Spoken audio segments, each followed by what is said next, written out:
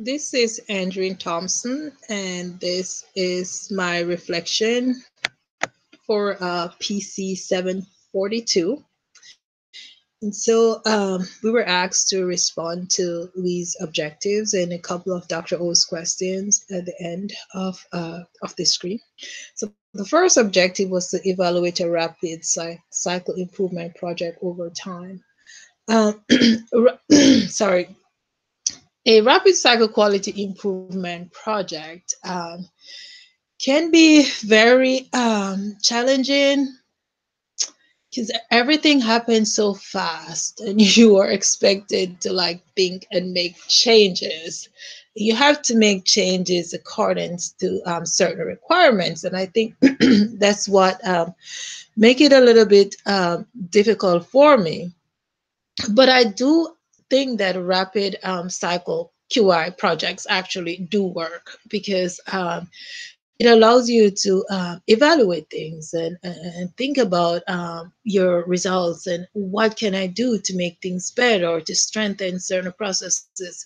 So I will give huge a check for definitive rapid cycle evaluation.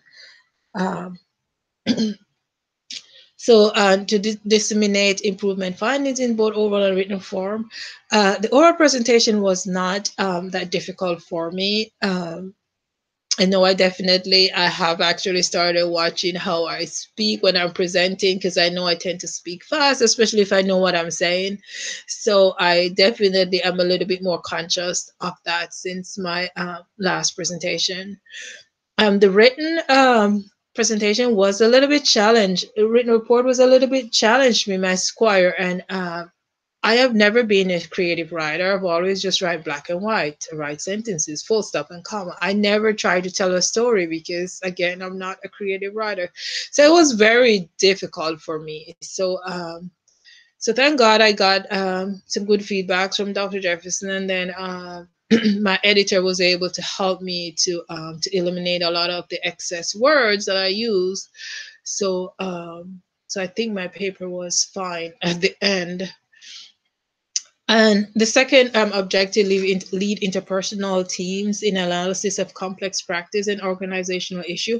I totally feel comfortable doing so, and that part probably not mainly because of the DNP. It's just more because of my job. So I do tend to lead people, have meetings and stuff like that. But definitely someone that has never have to conduct a meeting or lead a group of individuals. Totally, it definitely will help you improve those skills, and that leads to the fourth objective, which is develop skill to function as a practice specialist consultant in a patient-centered care quality improvement. Oh, for sure. I definitely developed some skills. I mean, you always hear about quality improvement, but you really don't get to the nitty gritty, so to speak, or all the fine details. So going through this process, definitely, I can sit in a room and people talking about quality improvement project. I mean, I can definitely have some valuable inputs because I'll know what they're talking about. So for sure, it did develop some of my skills for sure. And so, in response to Dr. O's question, what were the messy parts of your experience with the DNP? Well, I think my implementation, because I was doing this project and I felt like I had enough patient count, enough patients to come in and get the screening. And so when halfway through, I'm not meeting my quota, and a little bit of panic set in because you're like, this can blow up. I mean, I've invested a lot of time, effort, money in this project. So I was grateful I was able to expand my criteria to include, other adult patients. So this project did not blow up in my face, and so that was the messy part of my project. Um, and so if I scroll on to her last question, where do you see yourself in 5 years in relationship to clinical scholarship? Hopefully, I'm a person that likes to learn. I like to attend school, as everyone knows. Hopefully, this is my last. degree because I don't plan to go back.